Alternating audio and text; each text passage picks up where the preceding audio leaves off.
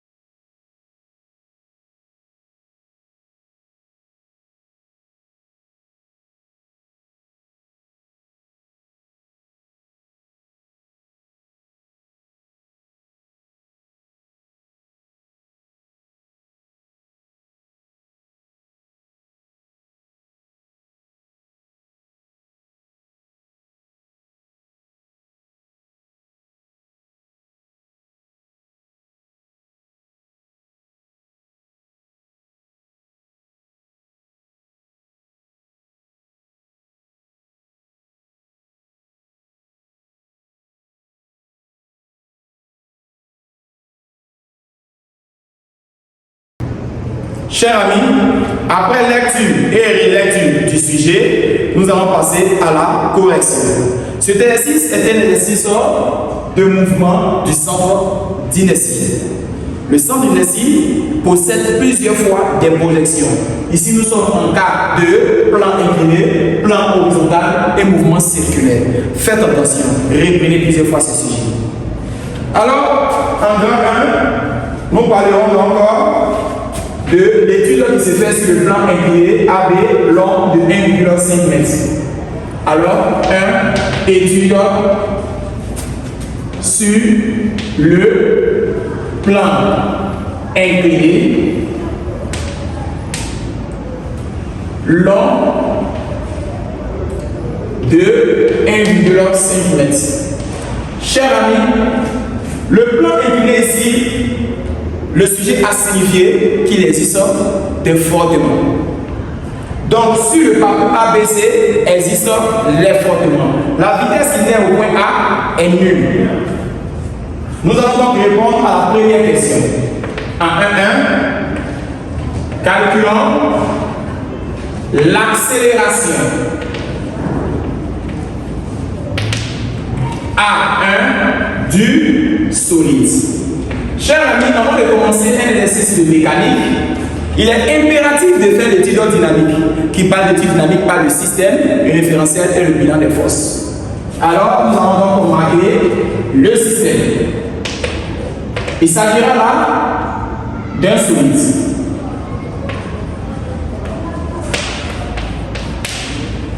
Après, nous parlerons donc du référentiel.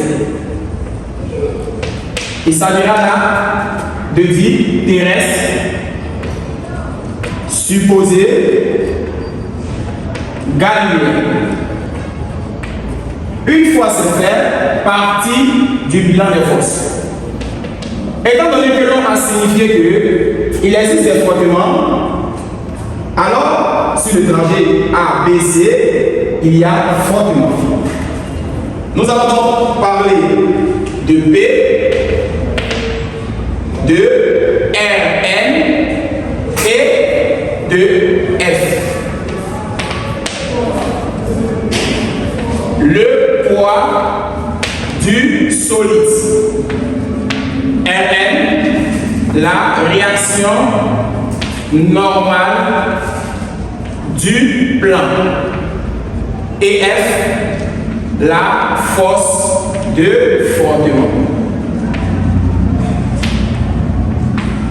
Chers amis, ici nous sommes sur le plan AB.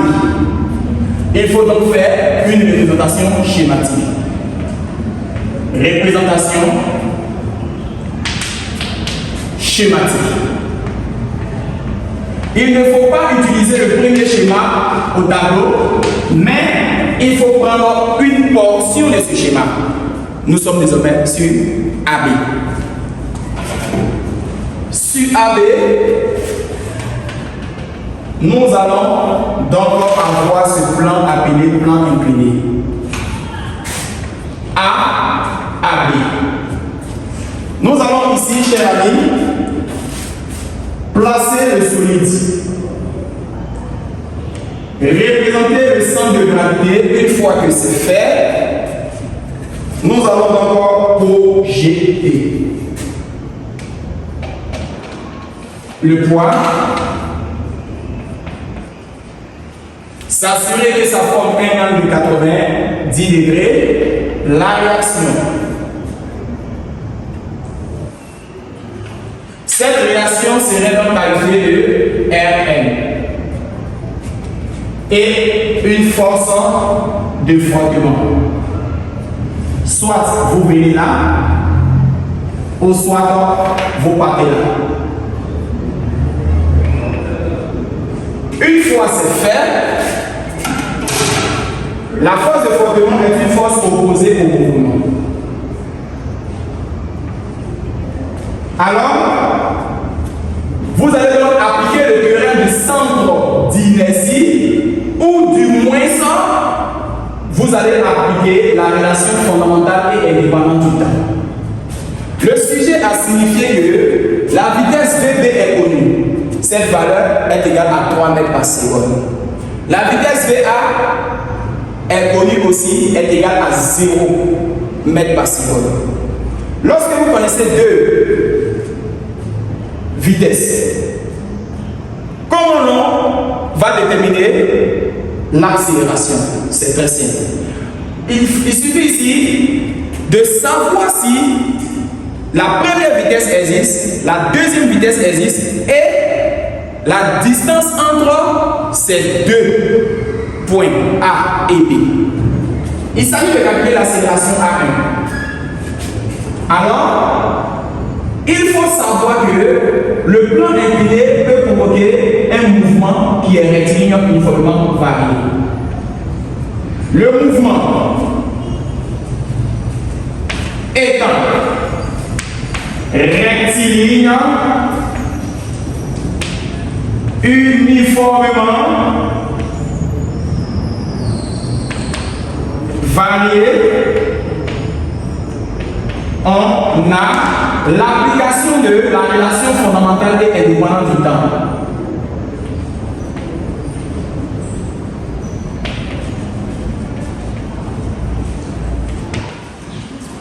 Et indépendant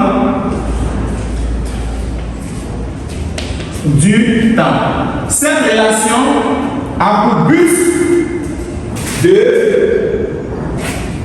mettre la formule V final carré moins V initial carré égale à 2A X final moins X initial. On aura la vitesse finale dans notre cas qui représentera la vitesse VB et la vitesse initiale qui représentera la vitesse VA. Notre propriété deviendra VB au carré moins VA au carré égale à 2 fois XB moins XA. Suivez attentivement la suite. On aura VB au carré moins VA au carré égale à 2A X de B moins X de A. Étant donné que X de B moins X de A est appelé la distance AB, qui est long de 1,5 m, on aura donc à écrire VB au carré moins VA au carré égale à 2 fois A fois AB.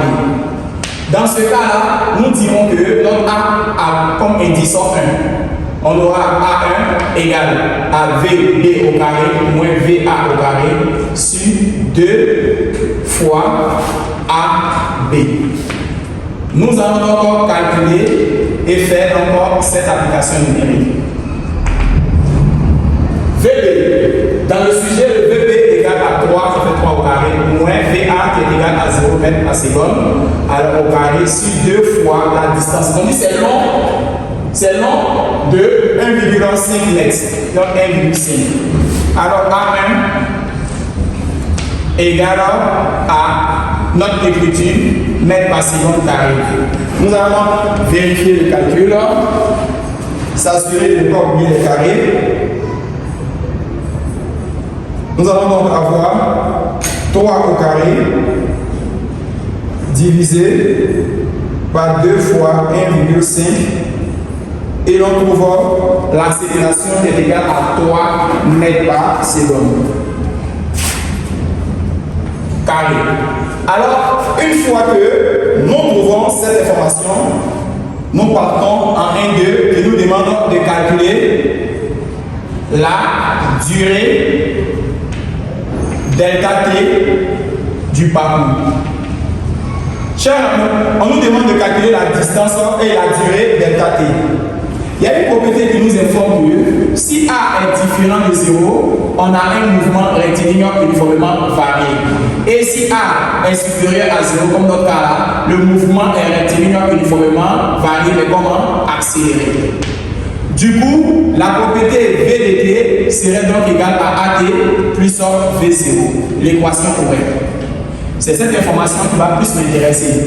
V de T égale à AT plus V0. Qu'est-ce que l'on appelle V de T? Dans notre cas, V de T c'est la deuxième vitesse. Donc, dans notre cas de sujet, le V de T est considéré comme la deuxième vitesse, il s'agit donc de VB. Et le V0 est considéré comme la première vitesse, il s'agit de VA. Dans ce cas-là, l'on obtient VB égale à AT plus VA. Alors le temps signifie donc variation du temps. Dans ce cas, VB égale à A variation du temps plus VA.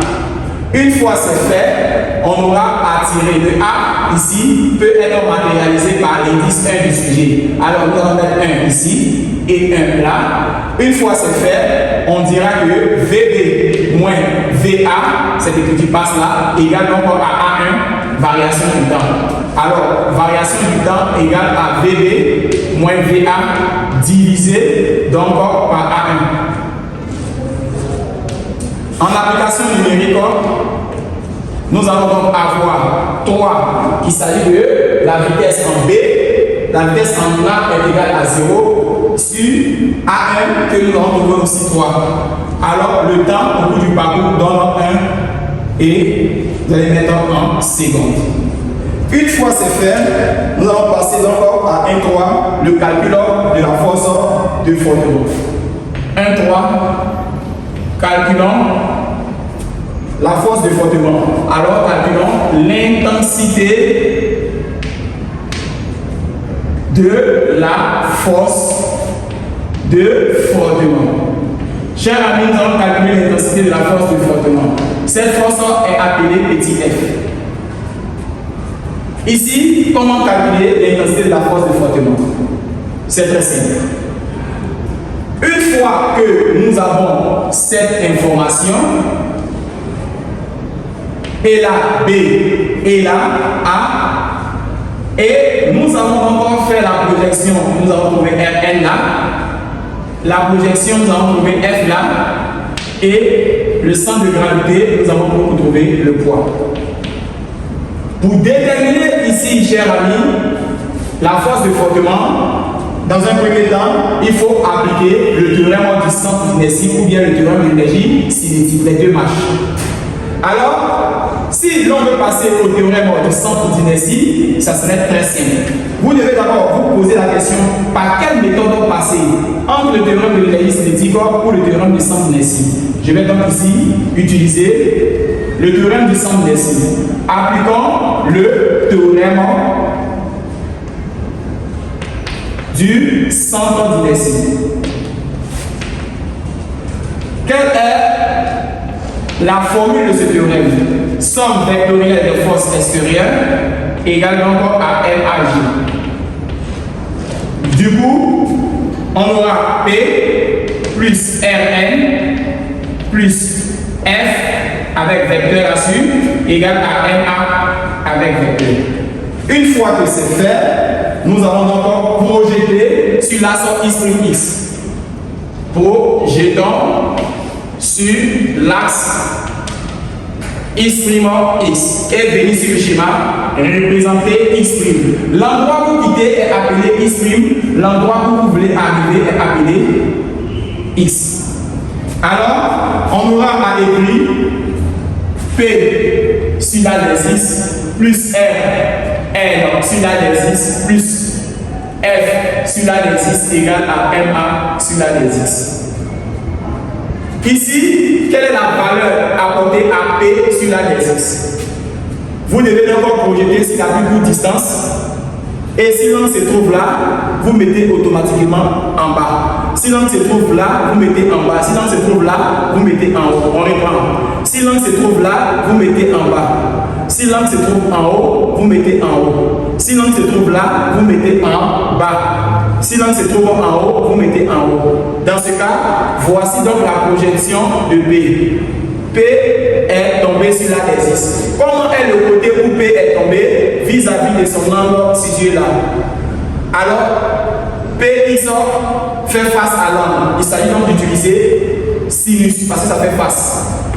Et le poids est en train de descendre, celui de ci descend. Dans ce cas-là, on aura P sinus alpha. RN est comment vis-à-vis de l'axe? RN est perpendiculaire. Alors dans ce cas, on aura donc 0. Comment est F vis-à-vis de l'axe des X? F va vers X' pourtant notre projection se fait sur X. Alors, comment est F vis-à-vis de X? F est opposé. On aura donc moins F égale donc à MA et notre écriture, il s'agissait de A1. L'accélération déterminée dans cette partie est A1. Alors, vous allez remplacer P par M fois G, notre écriture deviendra MG sinus alpha. Pour ceux qui n'ont pas compris, si l'angle se trouve en bas, vous mettez en bas. Si l'angle se trouve en haut, vous mettez en haut. Alors, une fois c'est fait, on a moins F égale à MA1. Vous allez donc tirer moins F égale à MA1, additionner, et cette écriture passe là, ça devient une soustraction de moins MA1, alors moins MG sinus alpha. Une fois que c'est fait, simplement, l'on demande de déterminer la valeur de F. Comment procéder? C'est très simple. On a dit que P sinus alpha, pourquoi? Le poids descend. Et P est opposé à l'angle. On a dit Mn est 0. On a dit F est opposé au mouvement. Voici donc l'écriture trouvée.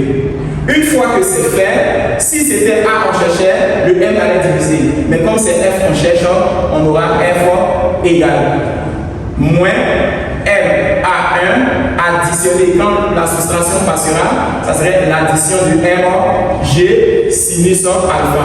Une fois c'est fait, nous allons maintenant M en facteur commun. Et là, ici, nous allons multiplier par ici moins.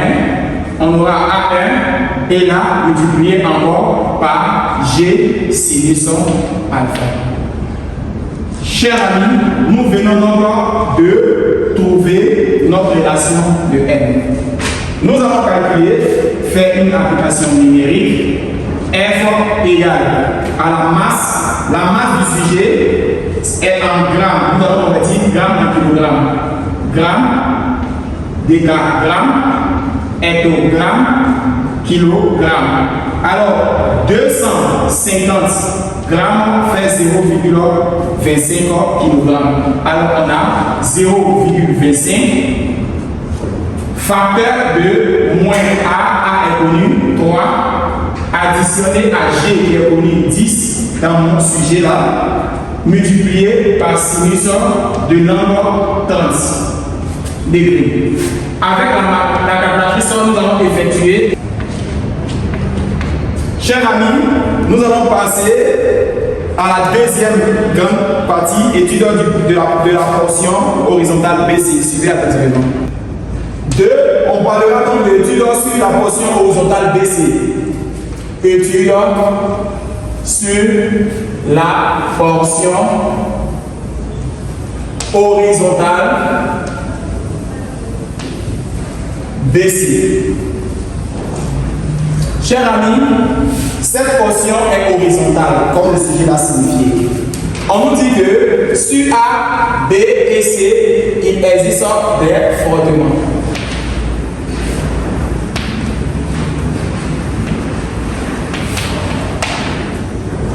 Alors, on dit après qu'on admet que l'intensité appelée petit f vaut f égale à 0,5 newton. On nous dit que nous ne sommes pas tombés. En 2.1, l'on demande de calculer l'accélération A2.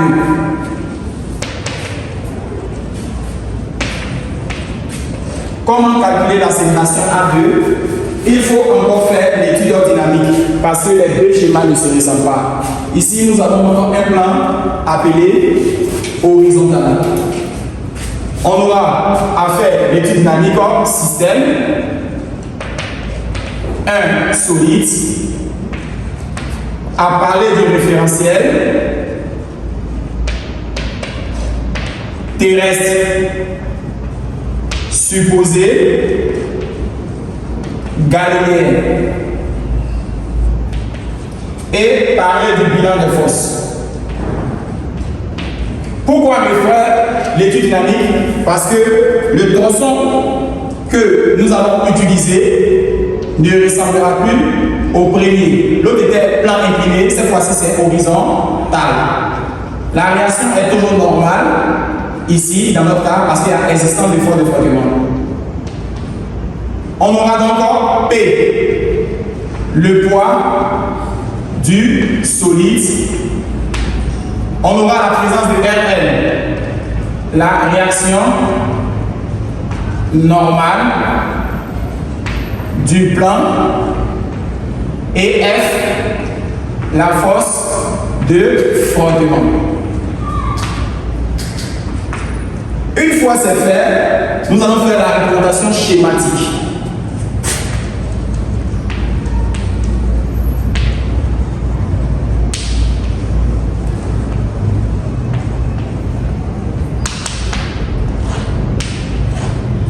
Ici, vous faites le plan horizontal. Après ce plan-là, vous allez donc matérialiser le solide par 1. C'est partir du point B en trouvant le point C. N'oubliez pas qu'une présence au point B de l'axe Y et là de l'axe X. Nous allons donc matérialiser par quoi le centre d'inertie et réussir le poids. Une fois le poids réussi, passez donc à la réaction. On aura donc là la réaction Rn normale et existant d'une force de frottement appelée F. La force de frottement est une force opposée au mouvement. Chers amis, nous venons à présent de déterminer, grâce au schéma, toutes les différentes informations sur le bilan des forces. Passons donc à la question accélération. Ici, nous allons utiliser le théorème du centre d'inertie pour déterminer A. Ou du moins, sachant que nous connaissons la valeur de B, C, qui est le parcours, dans notre information du sujet, nous ne donnons pas la valeur de BC, mais plutôt la valeur de F, Rn, que nous devons trouver par la suite. Comment procéder? Nous allons appliquer là le théorème du centre d'inertie. Ce théorème nous dit que la somme vectorielle des forces extérieures est égale au produit de la masse par le vecteur accélération de son centre d'inertie G.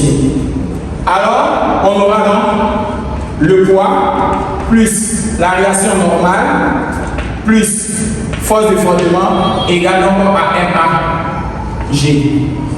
Une fois c'est fait, parlons de la projection.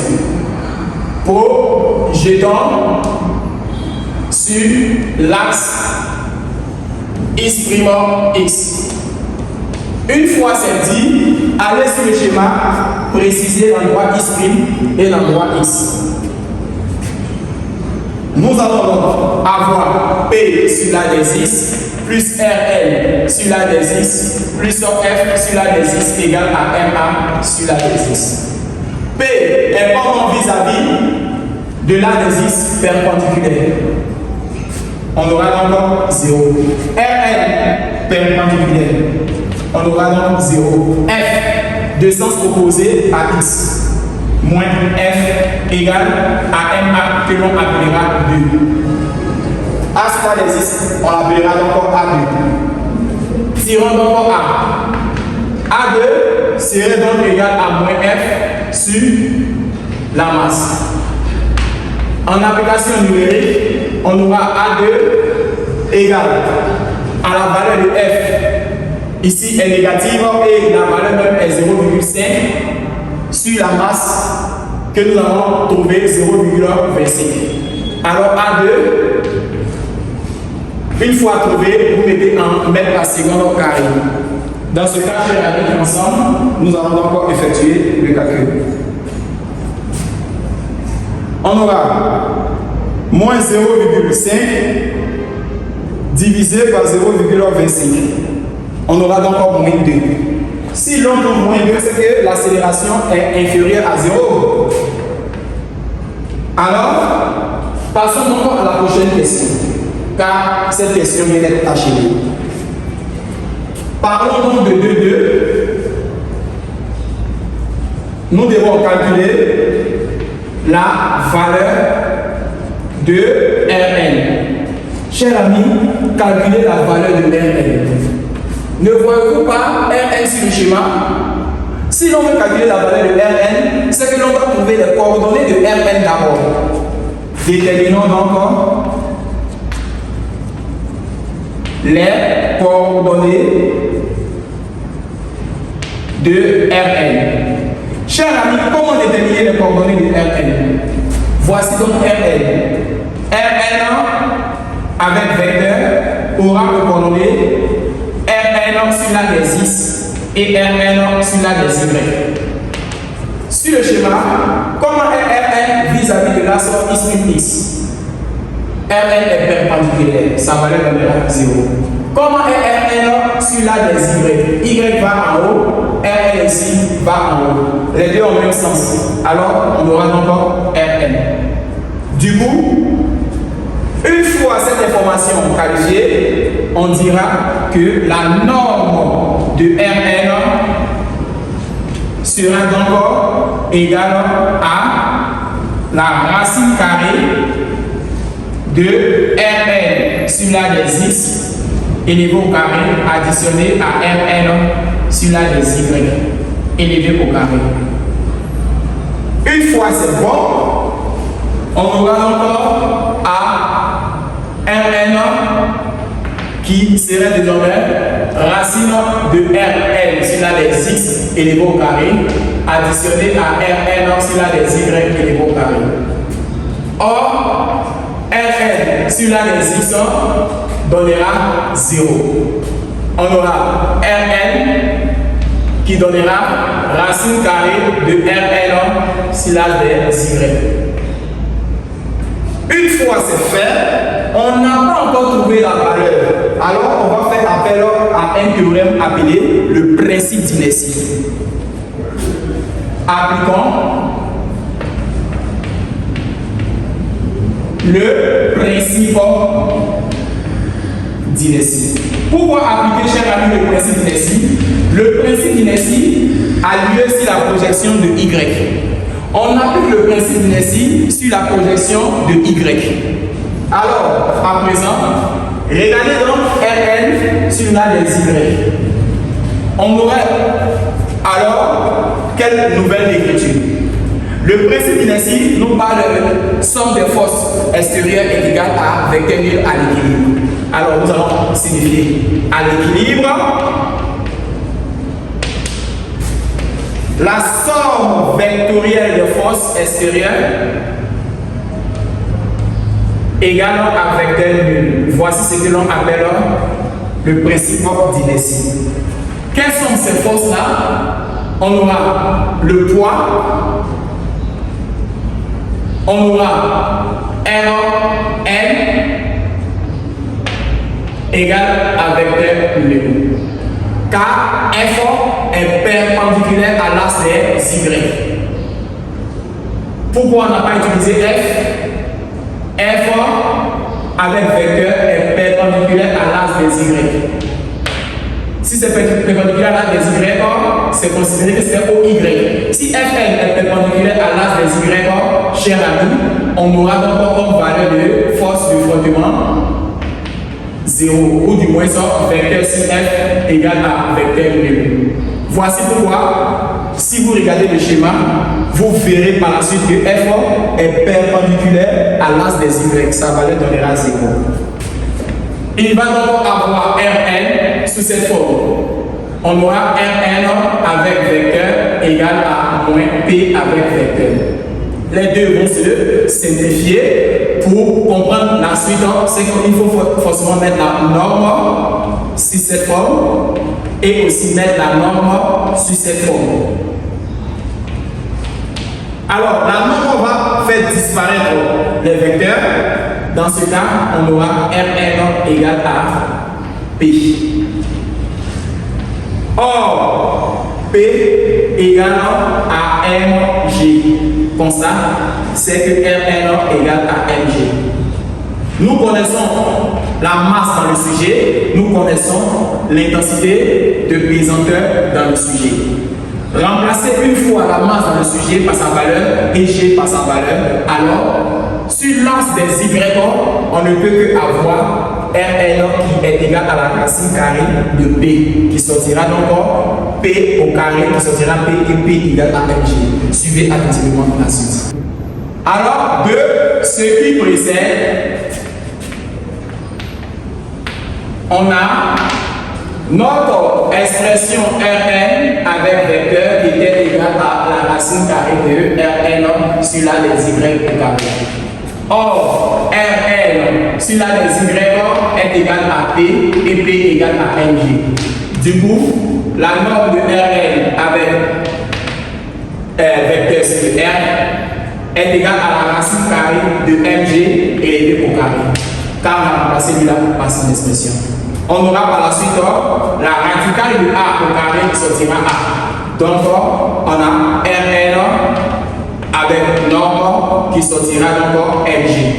Du coup, Rn avec norme est l'équivalent de Rn simplement qui donnera m fois j. Alors, Rn égale à la masse 0,25 multiplié par G 10. Nous allons encore trouver la réponse et mettre la force en newton. Alors, une fois c'est fait, nous allons encore répondre à la prochaine question. Ici, la prochaine question a pour but d'exprimer en fonction de R total, R de la piste en fonction de petit f et grand Rn. C'est très simple, cher ami. 2, 3, exprimons la réaction totale R de la piste en fonction de petit f avec vecteur et grand Rn. Ici, cher ami, pour trouver cette expression, c'est très simple. Il faut savoir que si jamais vous avez un schéma qui se présente comme ça, où la réaction normale part à cette information et que la force de frottement part à cette information, pour trouver la réaction du sujet, il faut faire le projeté de la force de frottement à projeter Rn, et une fois c'est fait, on aura donc l'apparition d'une nouvelle écriture qui se présentera sous la forme de R. Ce que l'on vient de trouver est appelé R. Alors, chers amis, voici donc R que nous allons encore reprendre comme explication. R est l'association de force de frottement complétée à Rn. Suivez la suite. Alors ici, il faudrait savoir que la réaction est tirée à partir de deux informations. Voici donc le poids qui est dans le sujet, la réaction qualifiée de normale et la force de frottement. Cette force de frottement est située là. Vous devez faire le raccordement entre la force de frottement et la réaction normale. Ici, ça provoque une nouvelle force appelée R. Voici donc la réaction. Ici, comment établir l'expression de R en fonction de F et Rn? L'on avait demandé d'exprimer F ou R en fonction de f et de Rn. Ici, chers amis, voyez là que vous avez un triangle rectangle. Étant donné que le triangle est rectangle, il faudrait faire appel à la propriété ou au théorème de Pythagore. D'après la propriété de Pythagore, on a le carré de ce côté appelé R serait donc égal à la racine carrée des deux autres côtés. Force de frottement élevée au carré additionnée à Rn au carré. Passons donc à la prochaine question 2.4 qui nous demande de déduire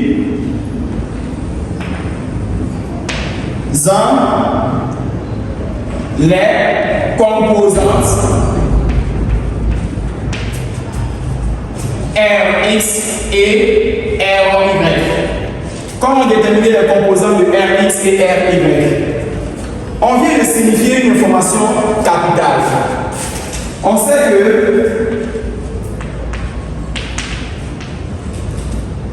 R avec la norme égale à la racine carrée de f plus Rn. Du coup, si l'on cherche à calculer pour Rx, on aura R norme qui devait être égale à Rx égale à la racine carrée de fx élevé au carré plus Rnx. Une fois que c'est fait, on aura donc la norme qui sortira Rx qui est égale à la racine carrée de fx élevé au carré plus Rnx. Précédemment, on a signifié que fx sur l'axe des x donnait en projection moins f car il était opposé au mouvement. Quant à Rnx, on avait dit que c'est égal à 0 car Rn était perpendiculaire à l'axe x'. Une fois que c'est dit, alors on aura Rx égale encore à la radicale de moins f élevé au carré additionné à 0 au carré. Alors Rx égale à moins f élevé au carré qui sortira donc Rx égale à f. Le carré va neutraliser le signe moins. Alors, nous connaissons déjà donc la valeur. La question nous demande de trouver les coordonnées, puis après de calculer sa valeur. Donc voici le premier pour Ry. Pour Ry, on aura Ry avec vecteur, racine carrée de Fy, le tout élevé au carré, plus Rny. On a signifié que Fy égale à 0. Et pourquoi? Car on a remarqué que F était perpendiculaire à l'axe OJ. Quant à Rny, ici, on a aussi signifié que lui était égal à P et P était égal à Mg. Dans ce cas, on aura à écrire Ry avec vecteur également à la racine carrée de 0 au carré additionné à Mg au carré. Du coup, Ry avec vecteur sur norme, on aura encore racine carrée de Mg élevé au carré qui sortira Mg. Alors, Ry avec vecteur donnera donc Mg simplement. On peut donc le matérialiser par R, Y, parce que la norme de vecteur donnera encore R. Y égale à M, G. L'on demande d'effectuer le calcul. Calculons Rx et après Ry. Venons au premier cas appelé Rx. Rx égale à F. Or, F égale à 0,50 d'après l'énoncé. On aura donc Rx égale à 0,5 Newton. Chers amis, nous allons effectuer le calcul de Ry. Ici, on aura Ry égale à Lg. Alors, en application numérique, R est 0,25 fois G qui est 10. Alors, Ry donnait comme valeur 2,5 Newton. 2,5. Représentons qualitativement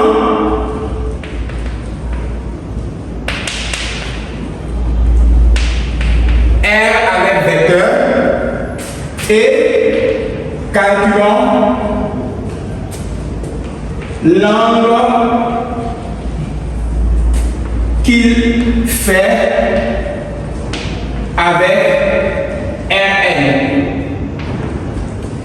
Représentation qualitative, c'est de refaire le schéma imposé désormais par le professeur tout en quittant B pour aller en C, matérialiser là le solide, le poids se trouve là, la réaction normale se trouve là, la réaction se trouve là, sachant que l'on a fait une projection pour trouver ici la force de frottement.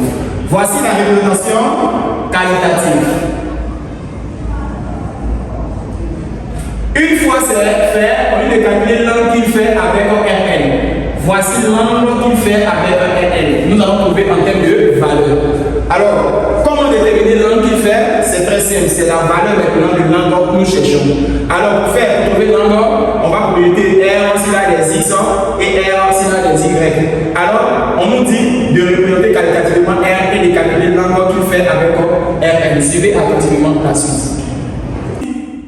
Si le mouvement est qualifié de rectiligne vraiment décéléré, on a la vitesse finale qui est la vitesse VC moins la vitesse initiale qui est la vitesse VD égale à 2A X final moins X initial. On aura donc VC au carré moins VB au carré égale à 2A et là va se transformer en VC parce que XC moins XB deviendra la distance appelée BC. Une fois que c'est bon, l'accélération trouvée dans cette partie s'appelle A2. Une fois que c'est bon, alors tirez donc la valeur de BC. BC serait donc égal à VC au carré moins VD au carré divisé par 2 fois A2. Durant ce parcours, nous avons signifié que A2 est égal à moins 2 mètres par seconde. Alors, on a BC qui est égal à VC 1,8 au carré, soustrait à VB 3 au carré sur 2 fois notre accélération moins 2. On va donc effectuer le calcul et mettre en. Essayons désormais dans la prochaine question qui nous demande d'abord l'étude sur la portion circulaire CD. Chers amis, nous sommes maintenant sur la portion circulaire CD. Nous allons matérialiser cette portion.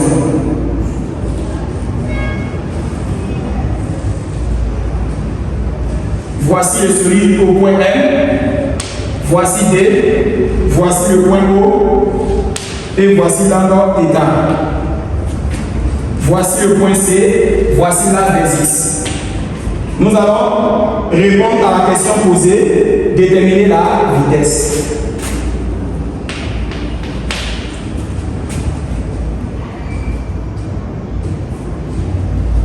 Calculons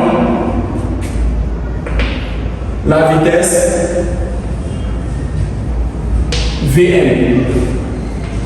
Chers amis, pour calculer la vitesse Vm, on va faire l'étude dynamique dans un premier temps. Système. Un solide. S. Référentiel. Terrestre. Supposé. Galiléen. Le bilan des forces. Ici, quelles sont les forces?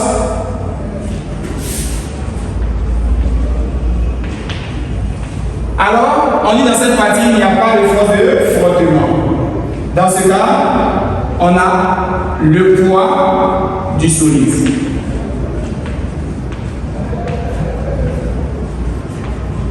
Et on a la réaction qui n'est plus réaction normale, mais la réaction simplement. La réaction du plan. Nous allons tracer pour les exercices de mouvement circulaire la tangentielle au point M.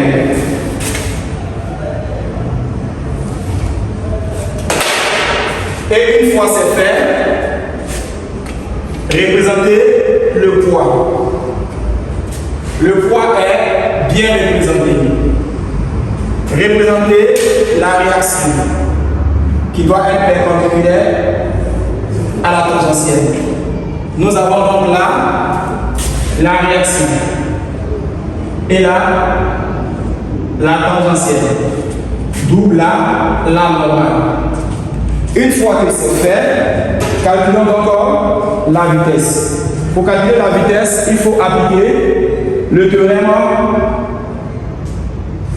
de l'énergie cinétique.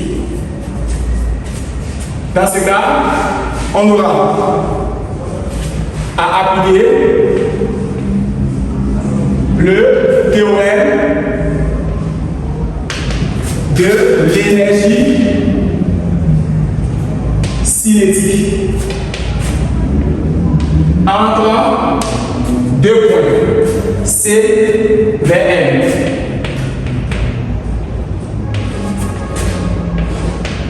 On a la variation de l'énergie cinétique en C, V, M égale à somme des travaux de force extérieure appliquée à ce système. Énergie cinétique finale moins énergie cinétique initiale égale à travail du poids plus travail de R. Ici, travail du poids égale à moins mgh. Et vous savez pourquoi?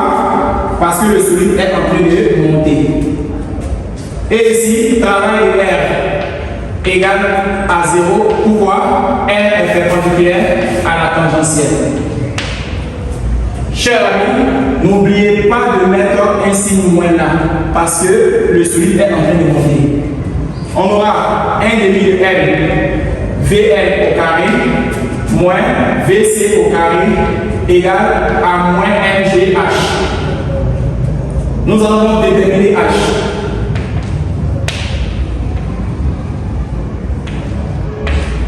Pour déterminer H, il faudra faire le point de départ, le point d'arrivée, la distance des deux est appelée H. Point de départ, c'est de quitter au point C, point d'arrivée au point D. La distance des deux est appelée H. Le point M a sa projeté M'. Alors, chers amis, H serait donc égal à OC soustrait à OM'. Que représente OC? OC représente le rayon. Moins OM'. Nous allons donc chercher. Cherchons désormais OM'. Quand vous regardez le schéma, comment ROM' vis-à-vis de l'angle adjacent, cosinus θ égale à côté adjacent OM' sur l'hypoténuse OL, avec OM égale au rayon. Alors cosinus θ égale à OM' sur le rayon. Alors OM' égale à R cosinus θ. Une fois que c'est bon, on va encore dire que H égale à R moins R cosinus θ. Donc H égale à R facteur de R moins cosinus θ. Nous allons continuer notre vitesse. On aura 1 demi de M Vm au carré moins Vc au carré égale à moins Mg R facteur de R moins cosinus car le suivi en train de monter. Après simplification de M, Vm au carré moins Vc au carré égale à moins 2 fois G R facteur de R moins cosinus θ. Alors, tirez donc Vm. Vm au carré dans le premier temps serait Vc au carré, soustraire à 2GR facteur de R moins cosinus θ. Alors, Vm simplement égale à la radicale de Vc au carré moins 2G R facteur de R moins cosinus θ. Une fois que c'est fait, nous allons passer à calculer sa valeur. On connaît l'angle θ, on connaît G, on connaît R et on connaît Vc. Suivez attentivement. Vm égale à la radicale de Vc. Vc est 1,8 qui va être égal au carré, moins 2 fois 10 fois R. Ici, R égale à 50 cm. Donc 0,5 multiplié par 1 moins cosinus, notre angle est 30 degrés. Alors, par calcul, on obtient 1,378 mètres par seconde, où l'on peut arrondir à 1,38 mètres par seconde. Chers amis, nous allons calculer en 3-2. Donc, calculer R, la réaction de la piste. Au point M. Pour calculer la réaction, chers amis, il est impératif d'appliquer le théorème du centre d'inertie. Appliquons le théorème du centre d'inertie. Le théorème du centre d'inertie nous dit que somme vectorielle des forces extérieures égale à MAG. Quelles sont les forces ici, chers amis? On a le poids et la réaction égale à MAG. Une fois que c'est fait, étant donné que le mouvement est circulaire, application de la base de Freinet. Donc, projetons dans la base de Freinet. Pourquoi on projette dans la base de Freinet, chers amis? Parce que le mouvement est circulaire. La base de Freinet a un repère appelé la normale et la tangentielle. Alors, on sait que A égale à AN plus A taux. Accélération égale à accélération normale plus accélération tangentielle. Parlons des deux. Accélération normale est égale à vitesse au point M au carré sur le rayon de courbure. Quant à accélération tangentielle est égale à la dérivée de la vitesse par rapport au temps qui donnera obligatoirement 0 mètres par seconde carré. Une fois que c'est fait, l'on dira que A égale à AR plus A taux. A serait donc égal à V carré avec la vitesse en M, R plus la valeur 0. Nous allons encore suivant la normale. Si l'on veut suivre la normale appelée L, on aura encore A qui serait donc égal à AL qui est égal à VM carré sur R. Notre projection tend de nous devons débuter notre projection P sur la normale plus R sur la normale égale à MA sur la normale. Alors, le poids vis-à-vis de la normale. Nous allons continuer le trait de la normale.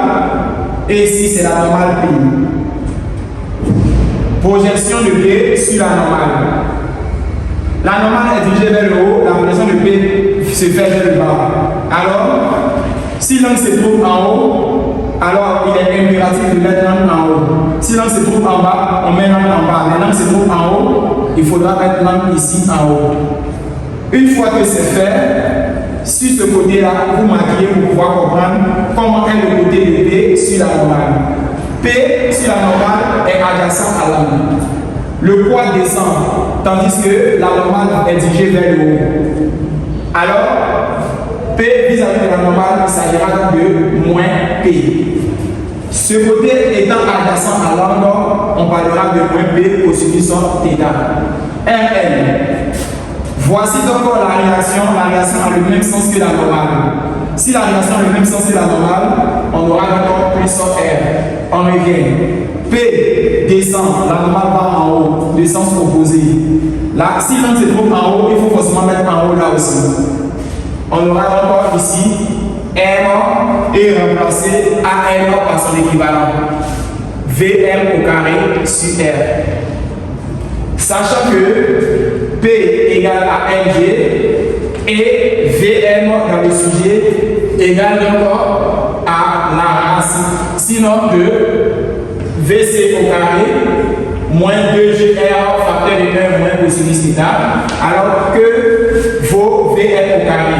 VM au carré vaut désormais VC au carré moins 2GR facteur de 1 moins cosinus θ. Parce que VM possède un carré. Donc on va utiliser l'expression qui ne possède pas la racine. Ici, serait remplacé par sa valeur. On a Lg cosinus θ plus R égale encore à M facteur de VC au carré moins 2GR facteur de 1 moins cosinus θ. Une fois c'est fait, n'oubliez pas de diviser par R parce qu'on a dit VM au carré sur R. Alors, chaque écriture va posséder un R. Dans ce cas-là, on va se simplifier quand on va voir cette écriture-là. On a moins Mg cosinus θ plus R égale à R moins G de VC au carré sur R et là moins G facteur de 1 moins cosinus θ. Chers amis, on aura R qui est égal à R crochet de VC au carré sur R moins 2G facteur de 1 moins cosinus θ. Alors, l'écriture moins Mg cosinus θ passera là, on a puissance Mg cosinus θ. Une fois que c'est bon, on aura à faire pénétrer la masse. On a M VC au carré sur R, le M développe, on a 2Mg et facteur de 1 moins cosinus θ. En plus de ça, on aura ici la parenthèse va entrer là, et c'est limite même ici, si on veut bien comprendre. Une fois que c'est fait, alors on a Mg cosinus θ. Après ça, on va développer membre par membre. On a R, VC au carré sur R, moins 2Mg fois 1. Le moins multiplie cette écriture. On a puissance 2Mg cosinus θ. Et là, on a puissance Mg cosinus θ. Cette écriture va se calculer avec celle-là. On aura donc 3Mg cosinus θ. Alors R égale à L VC carré sur R moins 2Mg et ici 3Mg cosinus θ. Alors nous allons, chers amis, mettre Mg en facteur. Ici on aura VC au carré sur Rg. Après avoir mis Rg comme ça peut simplifier les G, mais avoir le M. Et là avoir 2 et ici avoir 3 cosinus θ. Une fois que c'est fait, nous allons encore effectuer le calcul, l'application numérique. Alors R égale la masse du sujet est 0,25 fois G est 10 multiplié par OG de VC qui est 1,8 élevé au carré sur le rayon qui est 0,5 fois 10 soustrait à 2 plus 3 cosinus de l'angle appelé 30. Nous allons donc effectuer le calcul. La réaction s'exprime en Newton 3,11 et possède 25. Chers amis, j'ai été très content de partager cette vidéo avec vous. Je vous demande de reprendre et soyez courants sans faire de tâches. Merci et au revoir pour une nouvelle vidéo.